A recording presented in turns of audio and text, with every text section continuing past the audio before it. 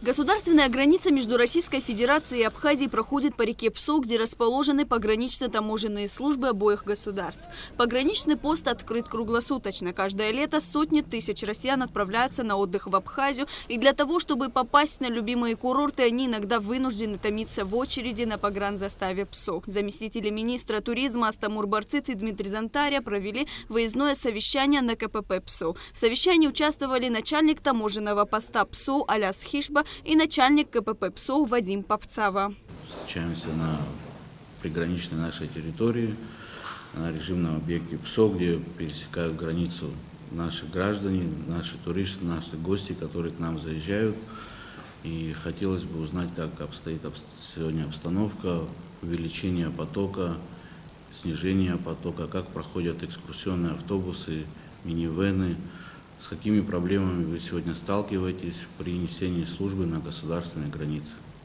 Граница работает в штатном режиме, круглосуточно.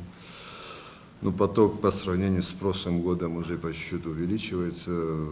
Фактически трудностей пока нету. Так же, как и в прошлый год, мы работаем, отдельная полоса выделена для туристов, автобусов, минивенов, чтобы ускорить процесс проверки документов без высадки. Через грузовой терминал они выезжают, отдельная полоса выделена, по службе наряды хватает, подготовлены, знаем, какая нагрузка будет. На совещании были затронуты различные вопросы. По мнению Вадима Попцава, было бы хорошо вывести дозвол за пункт пропуска, поскольку, когда много машин, загруженность большая. Дозвол – это разрешительный документ, который дает перевозчику право на въезд в другую страну. Раньше его получали только автобусы и грузовые машины, входившие в категорию С, а сейчас все автомобили. Транспорт, автобусы, они же дозвол получают для переезда, находятся внутри пункта пропуска. Бывает там одновременно, когда много машин, все-таки проблемно. Мы как-то говорили, раньше вообще, где золотой пост там где-то был, чтобы доступно было всем, и там есть кармашек, чтобы где останавливаться. У нас, исходя из того, что площадка небольшая. Так же было раньше. Да, там же и было, мы как-то предлагали, чтобы вытащить за пункт пропуска. Вот это именно дозвол должен. Все должны через грузовой ездить.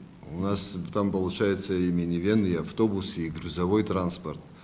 Из-за этого мы как-то хотели, чтобы доступно было. Тот же минивэн, если получит по дороге, он уже может по прямую выехать, дозвол. Ему не надо будет на грузовой заезжать.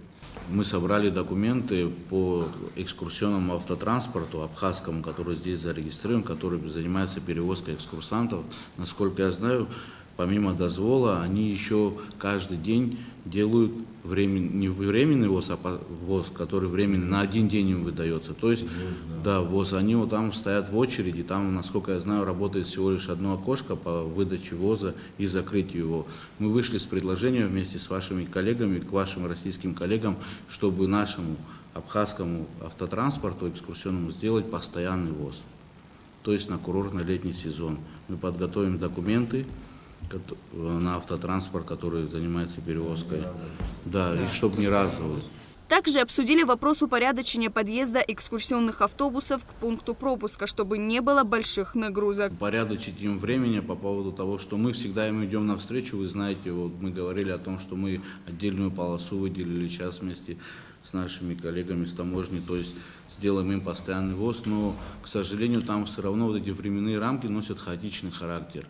И надо, вы тоже знаете, упорядочить, чтобы они в определенное время, там, грубо говоря, там, с 5 утра, когда идет там, до 11, чтобы они заезжали. Вышли с предложением, попросили организовать встречу с представителями экскурсионных фирм, исходя из того, что да, турбизнеса, в основном наши представители. И как-то упорядочить, не чтобы все вместе бывают, в основном утром, основной поток у них оттуда, и автобусы в основном приезжают в одно время. И это создает нагрузка большая. Как-то распределить время там, руководителей фирмы, там, чтобы они между собой как-то по времени определились, чтобы не одновременно, чтобы подъезжали к пункту пропуска. График проезда по времени, чтобы создать. Обратный выезд, нагрузок нету, потому что уже не одновременно приезжают, там промежуток времени достаточно, выезд уже такие нагрузки нету. Вот утром самое главное, там с 5 часов утра до 12 часов дня основная нагрузка, и получается, что они в одно время и мимо туристического транспорта и также едет поток туристов, которые на своем транспорте, и нагрузка очень большая. После официальной части заместители министра туризма Стамур Барцис и Дмитрий Зантаря ознакомились с работой контрольно-пропускного пункта. Начальник КПП ПСО Вадим Попцава проинформировал о том, что в сравнении с прошлым годом поток пешеходов увеличился на 17% и транспортный на 12%. Ну, основная нагрузка приходится в основном утром при въезде туристических автобусов, потому что все они приезжают одновременно. А вечером уже намного легче, они прибывают в разное время. Утром, мимо того, что едут туристические автобусы, очень много легкового транспорта, которые отдыхают в Адлере, в Сочи, едут на экскурсию однодневную. Основная нагрузка приходит в основном утром. А так на железнодорожном направлении тоже уже поток людей увеличивается, потому что также это пункт пропуска за нами. В этом году добавилась еще «Ласточка». Но там же также мы осуществляем паспортный контроль без высадки, но без технических средств. Как мы, с поставленными задачами мы думаем, что справимся, если там мы ждем, что по штату еще несколько человек людей нам должны дать. Я думаю, что к сезону мы будем готовы. Основная проблема КПП – это нехватка кадров, отметил Вадим Попцава. Было бы хорошо, там, штаты, чтобы были увеличены для осуществления паспортного контроля и осмотра-досмотра. Но на данный момент то, что у нас есть люди, которые без высадки мы можем осуществлять паспортный контроль.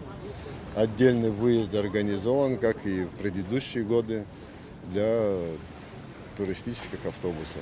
На въезд и выезд легкового транспорта на КПП работают два направления по 2 полосы. На паспортном контроле также работают 2 кабинки. В случае скопления очередей открываются дополнительные. К примеру, в прошлом году на пике сезона в сутки границу проходили до 66 тысяч человек и 12 тысяч транспортных средств. В этом году ожидается нагрузка не меньше, отметил Вадим Попцава. Сейчас в сутки на посту работают от 25 до 28 человек.